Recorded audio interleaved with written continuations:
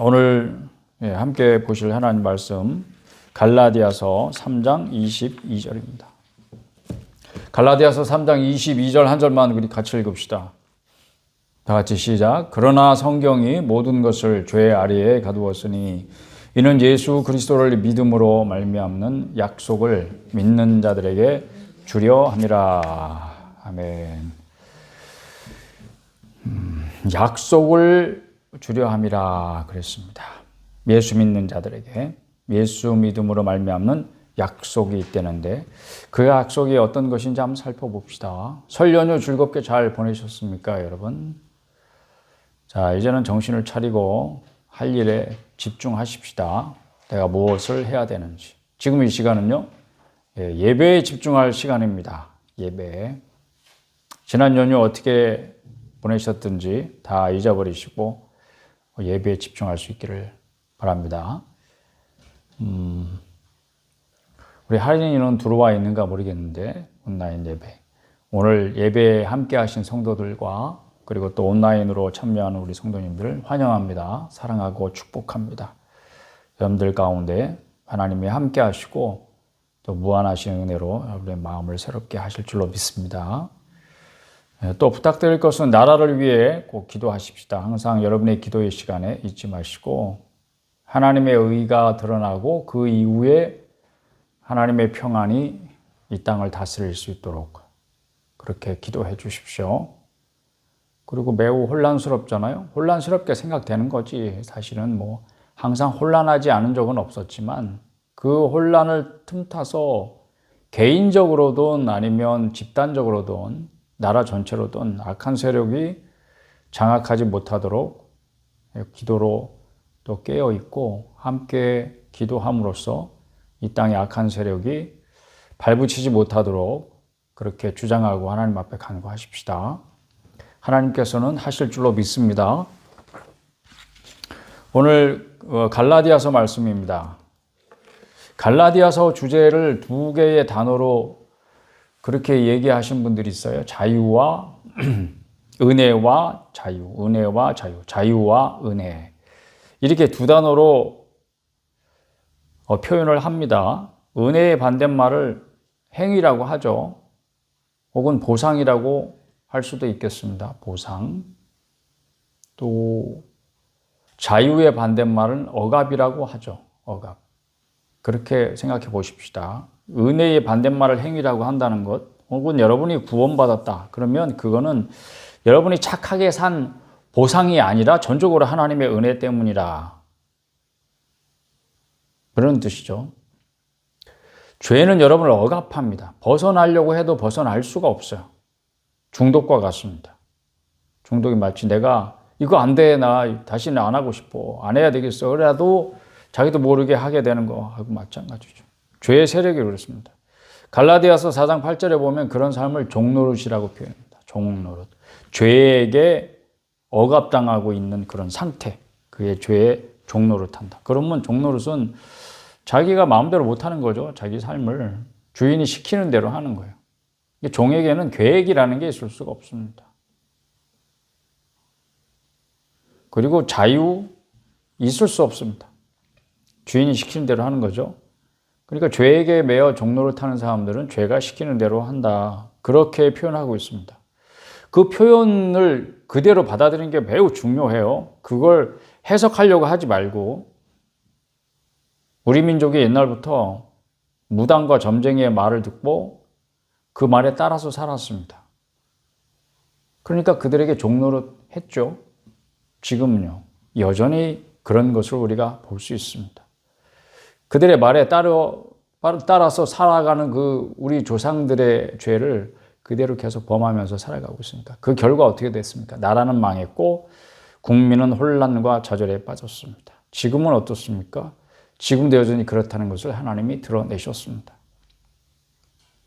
그러나 하나님의 말씀은 살리는 말씀이에요. 살아있는 말씀이고 살리는 말씀이에요. 그러니까 듣는 자가 살아나는 역사가 일어나는 거예요. 죄의 억압에서 자유하게 합니다. 해방시킵니다. 그 은혜와 자유가 여러분의 삶을 어떻게 바꿔놓았습니까? 이건 구원받은 성도들에게 하는 질문이겠죠. 구원받는 것은 쉽습니까? 어렵습니까? 구원받기가 그렇게 어렵습니까? 가장 쉽습니다. 하나님께 여러분의 삶을 드리면 됩니다. 하나님의 말씀을 들으면 됩니다. 누구든지 듣기만 하면 살아납니다. 이건 왜 그런가? 내가 구원받기 위해서 뭘 해야 된다 그러면 어렵습니다. 그러나 전적으로 그것은 하나님이 하시는 일이에요. 그러니까 인간의 입장에서 보면 그보다 쉬운 일이 없어요. 하나님이 하시면 되니까. 그런데 이제 여러분 입장에서 보면 기독교 신앙을 왜 가지게 되셨을까요? 처음에 어떤 계기가 있었을 것 같아요. 누구든지 각자가. 근데 그 다음에 그 신앙을 내가 왜 계속 유지하고 있는가 이거죠. 계속 가지게 되는데도 어떤 분명한 이유가 있을 거예요, 여러분. 그저 내가 하고 싶어서 한다. 그거는 사실이 아닙니다. 왜냐하면 그게 사실이면 내가 어느 날 갑자기 싫어졌어. 기독교가 싫어지고 기독교 신앙인으로서 내가 신앙생활 하는 게 싫어졌어. 그럼 어떻게 해? 그냥 중단하면 그만이에요. 근데 우리의 신앙이 그렇게 변할 수 있는 것인가? 그러면 진리가 아니죠. 그러니까 이 말도 사실이 아니다. 내가 하고 싶어서 하는 게 아니구나 하는 거 얼른 생각할 수 있습니다. 갈라디아서 1장 6절에 보면 그리스도의 은혜로 여러분을 부르신 이가 있다고 말합니다. 누가 부르셨을까요? 15절에도 같은 말이 있습니다. 신앙은 우리 안에서 시작한 게 아니고 뭔가 밖에서 온 거예요.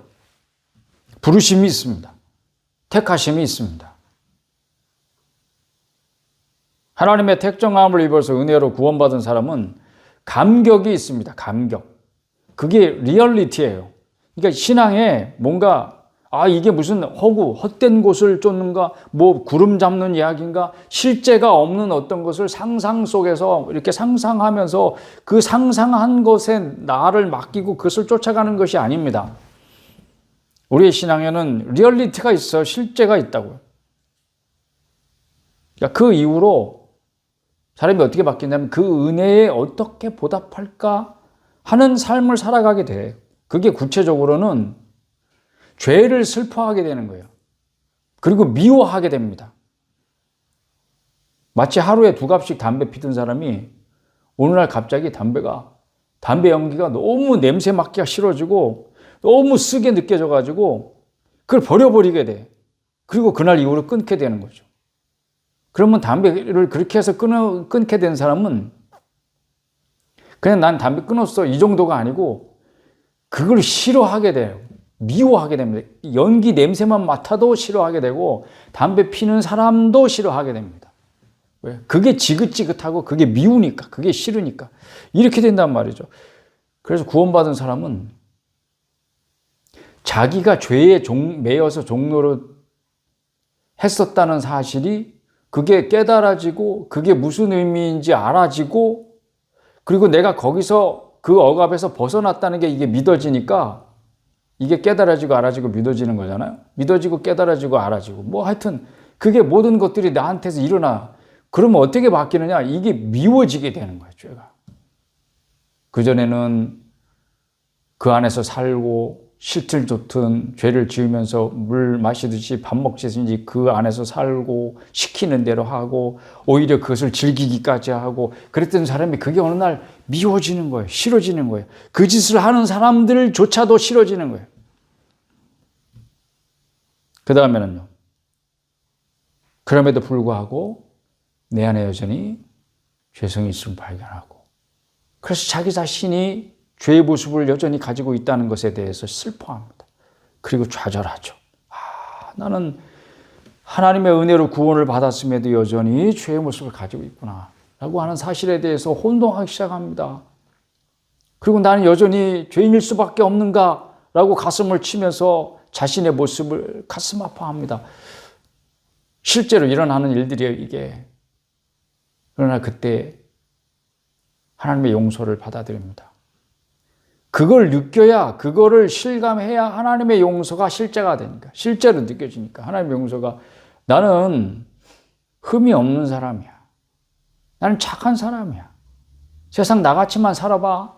이런 사람이 하나님의 용서를 어떻게 받아들일 것 같아?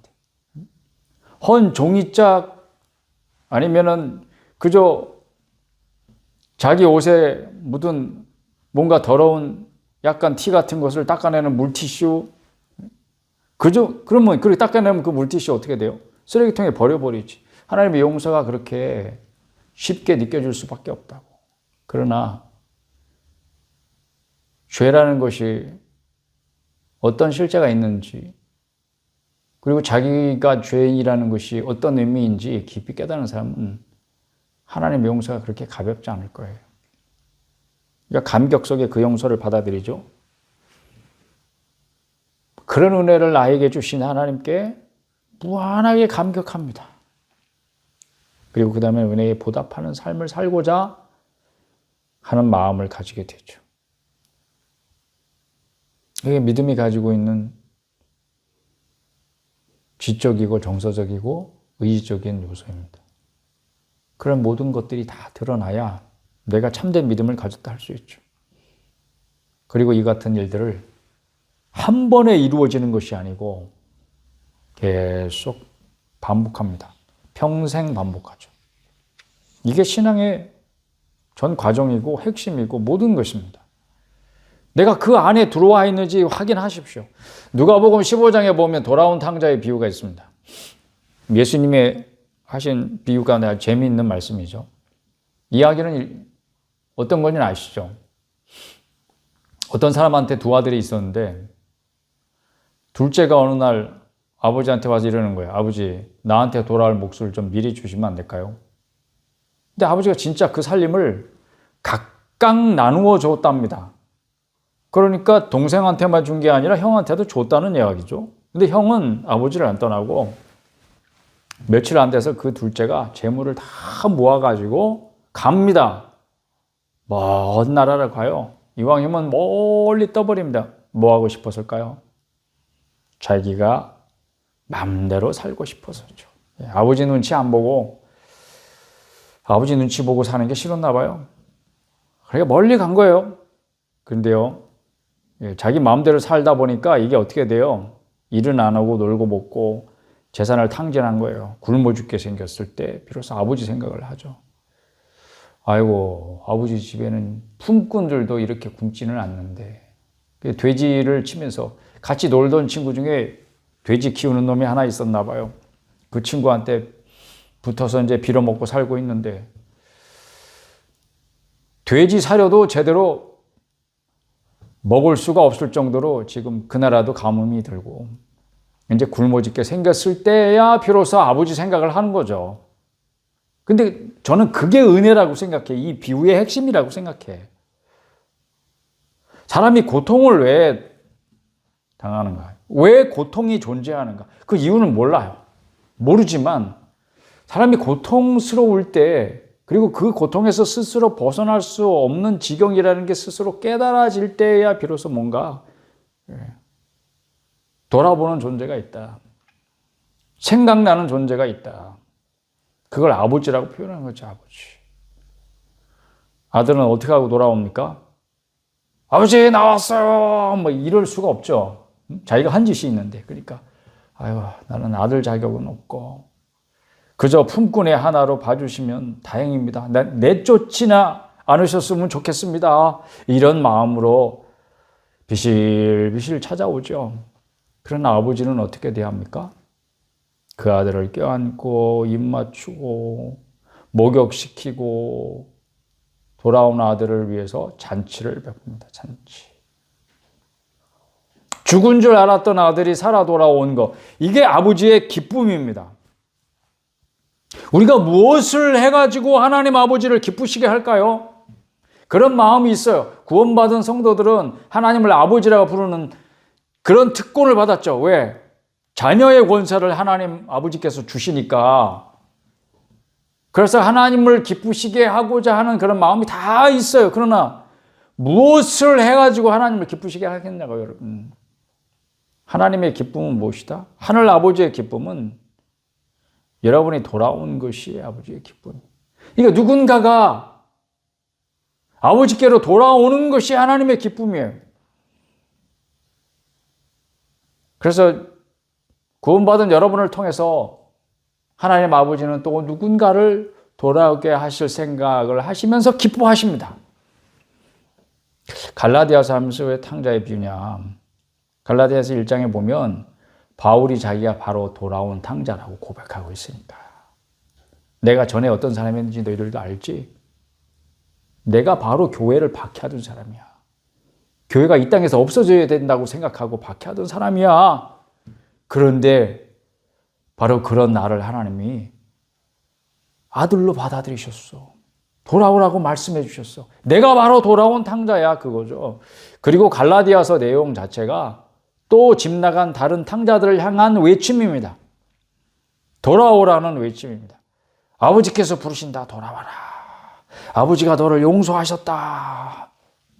이런 외침이죠. 그게 바로 복음입니다. 기쁜 소식. 그러니까 집 나간 탕자가 집을 그리워하면서도 지금 바깥에서 서성거릴 수도 있잖아요.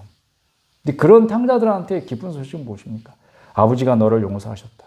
집으로 돌아와라. 그거보다 기쁜 소식이 있을까요? 그래서 갈라디아서가 전하는 복음은 바로 그겁니다. 성경이 말하는 대로 하면 기독교는 어떻게 표현할까요? 전부 아니면 전무. 전부 아니면 전무. 그런 의미에서 보면 기독교는 쉬운가요? 어려운가요? C.S. 루이스라고 하는 영국의 작가가 있습니다. 그분이 쓴 나니아 연대기를 영화화한 거를 아마 여러분들이 보신 분들이 있을 것 같아요. 근데 그분이 쓰신 책 가운데 순전한 기독교라고 하는 책에서 이 문제를 다뤘습니다. 쉽다, 어렵다. 그거는 시점에 따라 다르게 대답할 수 있을 것 같아요. 그러니까 지금 쉬운 것을 선택하면 나중에는 결국 어려워지는 것을 우리가 많이 경험을 하는 것 같습니다. 예를 들면 여러분 학교 다닐 때 한번 생각해봐요. 학생 여러분들 한번 생각해봐요. 뭐 미적분 되게 어려워요. 그런 거를 저는 고등학교 때 배웠나. 어쨌든 하여튼 대학교에서 공부한 거는 기억나는데 기억도 안 날 만큼 하여튼 배웠다고 칩시다. 근데 그게 너무 어려워. 이해하기가 어렵다고. 근데 여기서 부지런한 학생하고 게으른 학생하고 갈라져. 부지런한 학생들은 그것을 지금 어려운 거를 이해하려고 애를 써. 하여튼 시간을 들여서 공부를 해. 어려운 건 어떻게 해야 돼? 대충 넘어갈 게 아니라 시간을 들여서 깊이 공부를 해서 어떻게 해서든지 이해하고 넘어가야 된다고. 근데 게으른 학생들은 그냥 무조건 외우는 거야. 공식 외워버리고 문제 외우고 다 외우고. 그러니까 넘어가. 쉽게 가는 거죠. 근데 그 결과는 어떻게 될까? 한 3개월, 4개월 뒤에 이제 시험을 보는 거예요. 근데 시험 볼 때 이렇게 게으른 학생들은 그냥 쉽게 하고 쉬운 선택을 하고 넘어갔지만 시험 볼 때 그거 가지고 그 문제가 나오면 그거 풀 수 있을까? 풀 수가 없다. 진짜 어려운 일을 당한다니까. 내가 외운 것 같지만 응용 문제 하나 나와서 잠깐 틀어버리면 선생님이 문제를 살짝 틀어버리기만 해도 그거를 도저히 이해할 수 없고 풀 수가 없게 된다. 등산할 때도 처음에 어려운 길을 만나면 와, 이 쉬운 길 없나? 뭔가 돌아가는 길 없나? 이렇게 생각하지만 사실은 그 어려운 길이 지름길이었다는 것을, 가장 빠른 길이었다는 것을 나중에 알게 되는 그런 경험들을 하는 때가 있습니다. 기독교는 쉽습니까? 어렵습니까? 주님의 요구를 들어보십시다. 주님은 이렇게 요구합니다. 여러분에게 너의 전부를 다오. 나는 너의 전부를 원해. 너의 시간, 너의 돈, 네가 열심히 하는 무슨 일, 봉사, 이거 아니고 너의 전부를 원한다. 나는 너를 가지치기 해가지고 모양을 새롭게 만드는 정도가 아니라 뿌리째 뽑아서 죽여버릴 거야. 그리고 완전히 새로 심을 거야. 이게 주님이 원하시는 바라고요. 주님의 요구예요. 예를 들어 봅시다. 충치 때문에 내가 너무 고생을 했어. 그래서 도저히 견딜 수가 없어서 치과에 갔는데 의사가 하는 말이 그 충치를 파내고 그 썩은 부위를 파내고 뭘 씌우고 이럴 게 아니라 완전히 뽑아내야 되겠는데요. 이런 거. 근데 하여튼 뭐 똑같지는 않지만 그런 비슷한 예라고 생각해 봐요, 여러분. 사람들이 그걸 어려워하죠. 너무 무서워하는 거예요. 어우, 얘를 뽑으면 어떡해. 너무 무서워. 그래서 치과를 못 가. 그럴까봐 치과를 못 가네. 그러니까 뭐 진통제 먹고, 뭐 염증 치료하고, 쉬워 보이는 것을 선택하려고 하는 거죠. 그러니까 등산할 때도 어려워 보이는 길 있고 쉬워 보이는 길 있으면 어려운 길을 선택하는 게 아니라 쉬워 보이는 길을 선택하고 싶어 하는 게 이게 사람 마음이죠. 그러나 쉬워 보이는 선택이라는 것은 어떤 것입니까? 특별히 우리 신앙과 관련해서 한번 생각을 해보세요. 그건 뭐냐면 이런 거예요. 자기의 마음과 생각이 원하는 것들이 있어요. 근데 그거를 하게 그냥 내버려 두는 거예요. 예를 들면 여러분들이 돈 욕심이 있는 사람, 쾌락에 대한 그런 욕심을 끊지 못하는 사람, 욕망에 빠지게 그냥 마음과 생각이 가는 대로 그냥 내버려 두는 거야. 하던 대로 그냥 하는 거야, 계속.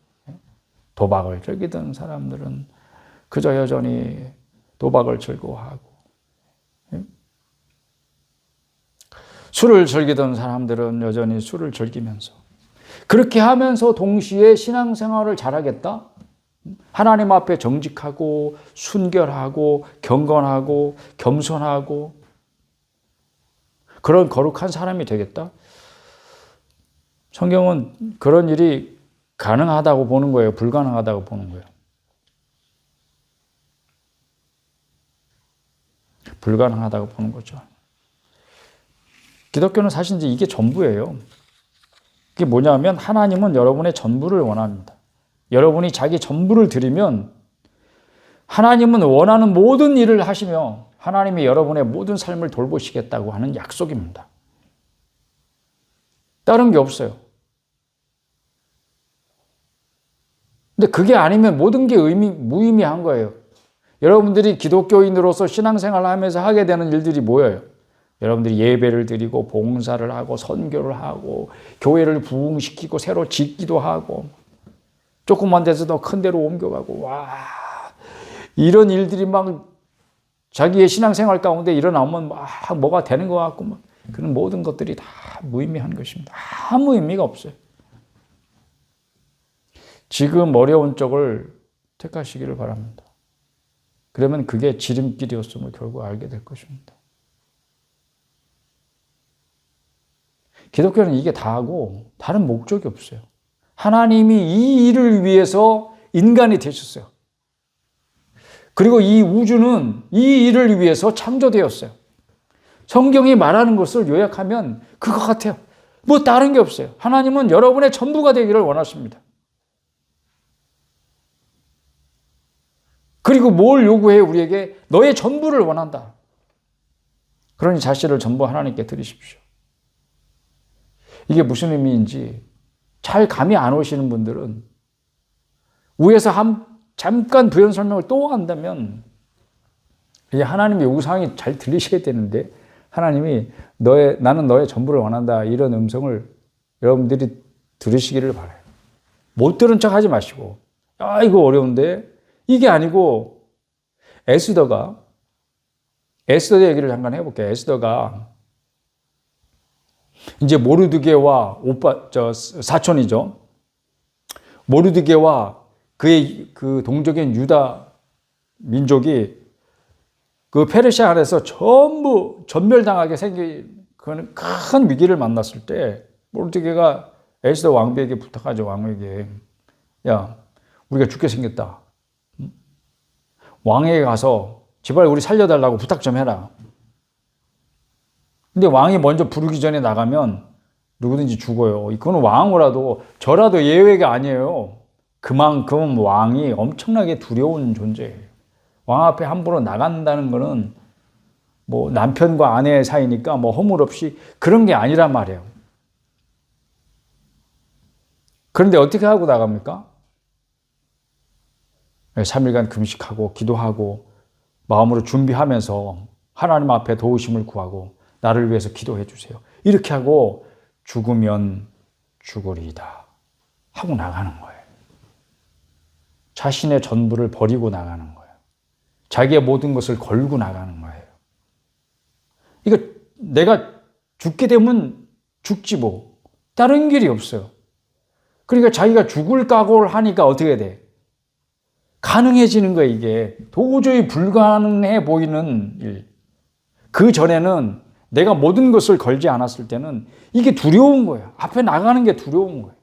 그랬다가 잘못하면 내가 죽게 되는데 죽는 것도 두려운 거예요. 내가 어떻게 될까 봐 무서워하는 거예요. 그렇지만 내가 죽기를 각오하니까 그게 아무것도 아닌 거예요.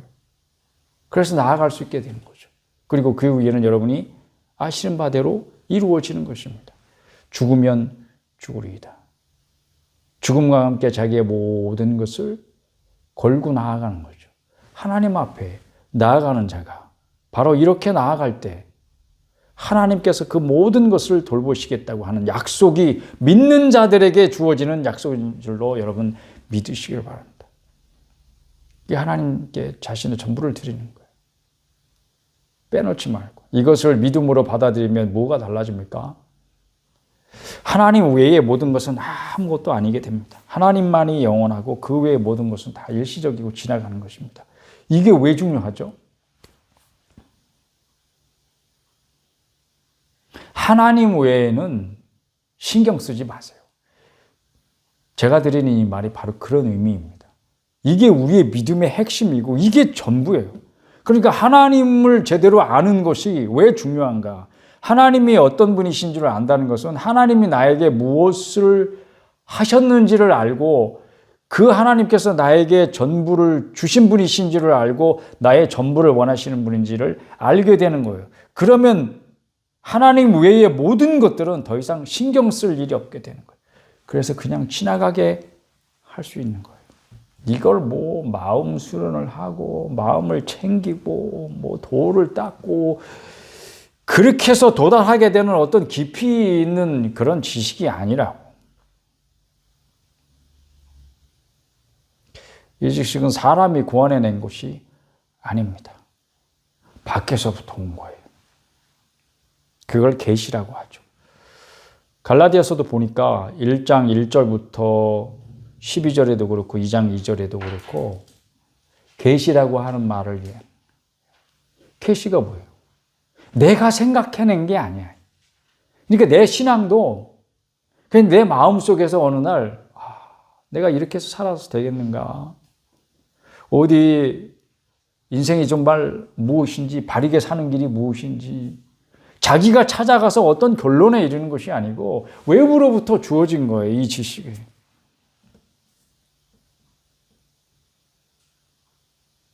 다시 한번 말하지만 여러분 하나님만이 영원합니다. 그 말이 무슨 말이라고요? 하나님 외의 모든 것들은 일시적인 거라는 뜻입니다. 이게 여러분에게 왜 중요한 지식입니까? 하나님을 섬기는 여러분들은 하나님 외에 그 어떤 것에도 마음을 두면 안 된다는 뜻입니다. 그럴 것이 없다는 것입니다. 자기 자신조차도. 그래서 누구는 어떤 성도는 자기 자신을 티끌이라고 말하는 거예요. 티끌이 무엇입니까? 아무것도 아닌 것이죠. 그저 스쳐 지나가는 바람에도 휙 날려가서 그 존재가 보이지도 않는 그런 존재죠. 자기 자신을 그렇게 말하는 것은 자기를 너무 자학하는 것인가? 네가 얼마나 귀한 존재이고 네가 얼마나 하나님 사랑을 받는 존재인가. 뭐 그런 말로 여러분 위로를 삼으려고 하지 마세요. 그런 걸 주는 게 기독교 아니에요. 하나님이 어떤 분이신지 그것을 분명히 아는 것이 기독교의 전부라고 말해도 돼. 그게 하나님이 전부가 된 사람의 태도죠. 하나님이 전부이면 나는 뭡니까? 일도 아니잖아. 그냥 빵이잖아, 빵. 아무것도 아니잖아. 빵도 아니야. 아무것도 아니야. nothing이야. 그게 안 믿어져요? 그게 자꾸 씨름이 돼요? 그게 의심이 돼요? 그게 아니었으면 좋겠어요, 차라리. 하나님 반, 나 반, 뭐 이렇게. 아니면 하나님 70, 나 30. 뭔가 내가 조금이라도 뭔가 있어야 되겠어요? 나라는 존재가 그렇게 귀해요, 여러분? 그렇게 살려고 하니까 어려워지는 거예요. 그러니까 그게 어떻게 보면 쉬운 선택일 수 있죠. 그렇지만 결국엔 어떻게 됩니까? 여러분, 생각해 보십시오. 이제 선택을 할 시간이 되었습니다. 쉬운 길을 선택할 것인가? 어려운 길을 선택할 것인가? 내 힘으로 가는 길 갈 것인가? 하나님께 전적으로 맡기는 길을 갈 것인가? 어느 것이 쉬울 것 같아요, 여러분? 그러니까 지금 내 마음에, 내 생각에 쉬워 보이는 길을 선택하는 것이 아니에요. 차라리 어려운 길을 선택하십시오. 인생은 나그네 길이라고 표현합니다. 성경도 그렇게 말합니다. 그런데 이게 그냥 세상에서 말하는 인생은 나그네 길, 뭐 그런 대중가요도 있잖아요. 그런데 누구의 주장처럼 이 나그네 길이 무한히 반복되지 않습니다. 성경은 시작이 있으면 그 중간에 과정이 있고 끝이 있다고 말해. 이 사실을 분명히 아셔야 됩니다. 그래야 세상 풍조에 흔들리지 않는 견고한 믿음의 주인공이 될 수 있습니다. 그리고 여러분의 길을 똑바로 갈 수 있습니다. 흔들리지 않고, 요번이 안 되면은 이번 생은 글렀고, 그럼 뭐 다음 생에는 어떻게 할 건데? 다음 생은 보장이 있나? 그걸 쓸데없이 무한히 반복되는 그런 생각을 한다고. 이게 허상이지, 이게 상상이지. 한 번뿐인 인생이라는 확실한 신념을 가지고 있으면, 그 분명한 지식을 가지고 있는 사람은 어떻게 생각했어요? 이번 생은 글렀어라는 생각을 절대 할 수 없는 것이죠.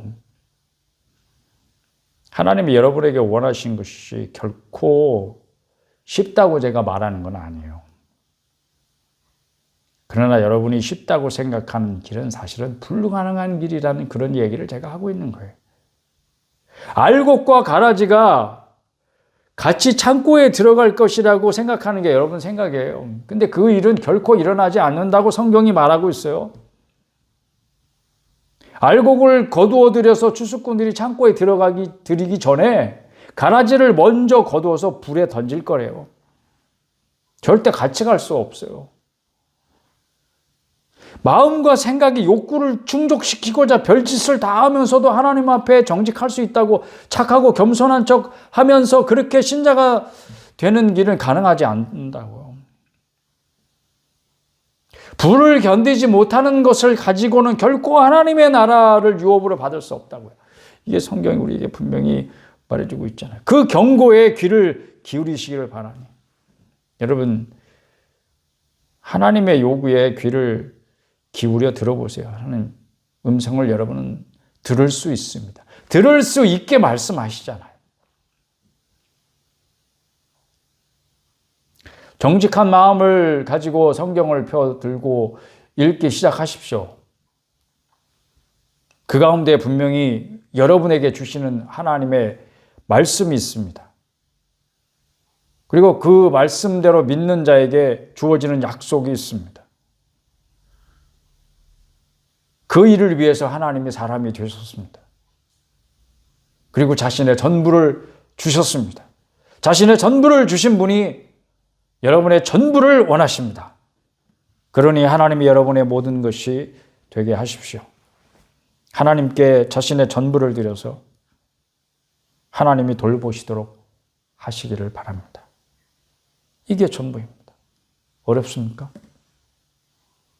이게 어렵다면 여러분은 쉬운 길을 택하십시오. 그러나 그 쉬운 길이 종래에는 여러분을 어렵게 할 것입니다. 그러니 여러분은 지금 쉬워 보이지는 않으나 여러분의 전부를 걸어야 하는 그런 선택의 기로에 있다고 생각을 해보십시오. 죽으면 죽으리이다. 에스더가 말하는 것이 무슨 의미인지 다시 생각해 보면 결국은 그것이 사는 길이었습니까? 죽는 길이었습니까?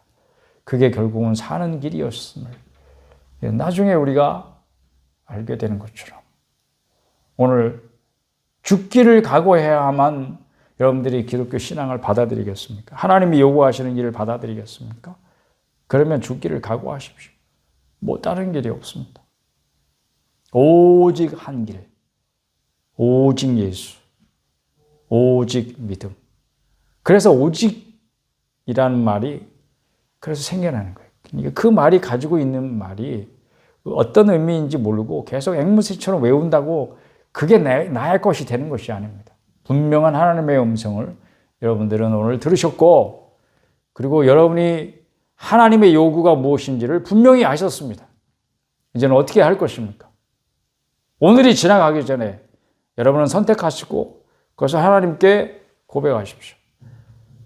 하나님은 여러분의 전부가 되시고 그 이후의 삶은 하나님이 여러분의 모든 것을 돌보시는 그런 삶이 될 줄로 믿습니다. 우리 함께 기도하십시다.